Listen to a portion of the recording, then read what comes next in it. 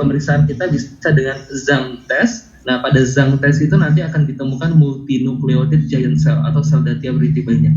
Pengobatan aciclovir 5x200 7 sampai 10 hari. Jadi aciclovir juga 5x200 dosis ya, 7 sampai 10 hari.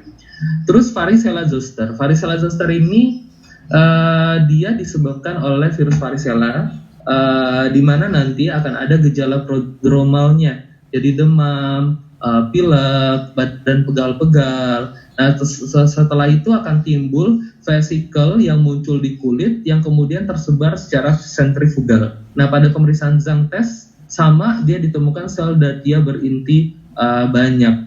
Tuh. Nah, nanti beberapa pasien kena varicella zoster, dia bisa sembuh, dan kemudian nanti setelah dia dewasa, mungkin sistem imunnya turun, dia bisa reaktivasi kembali. Nah, reaktivasi dari varicella zoster kita sebut dengan herpes zoster. Nah, biasanya karena pas dia masuk di varicella ini dia sebagian ke dalam ganglion saraf. Nah, nanti ketika dia reaktivasi lagi, dia akan menyebabkan infeksi pada satu dermatom. Jadi pada satu ganglion yang dipersarafi. Jadi misalkan nanti dia bisa timbul di, misalkan kalau ke wajah, nanti bisa ke daerah oftalmika, kemudian kalau dermatomnya kena telinga, nanti bisa menyebabkan herpes zoster oticus. Jadi nanti reaktivasinya itu akan timbul pada satu dermatom, karena si virusnya ini dorman di dalam ganglion saraf. Nah, kalau dia ke oticus, nanti bisa menyebabkan terjadinya komplikasi, yaitu berupa Ramsay-Hunt syndrome. Jadi namanya Ramsay-Hunt syndrome. Tata laksana sama ya, aciclovir juga, tapi dosisnya di sini 800, 5x800. Jadi ingat, kalau di herpes simplex 5x200, kalau di zoster 5x800. Lalu ada HPV, human papillomavirus. HPV ini dia punya subtype sesuai nanti dengan daerah yang dia infeksi. Kalau dia verruca plana itu di wajah itu HPV 310. Kalau vulgaris di ekstremitas 2 dan 4, plantaris di kaki HPV 1, dan kalau dia di kelamin namanya kondiloma acuminata, kutil kelamin, yaitu HPV 6 dan 11. Ini adalah gambaran dari kutil kelamin. Nah, kalau ini adalah gambaran dari verruca vulgaris.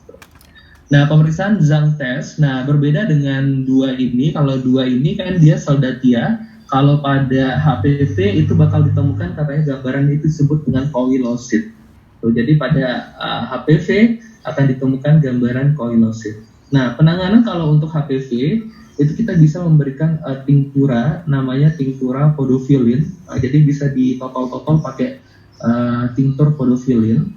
Kemudian juga bisa pakai TCA atau trichloroacetic acid 80-90%. Jadi nanti bakal rontok kutilnya tadi.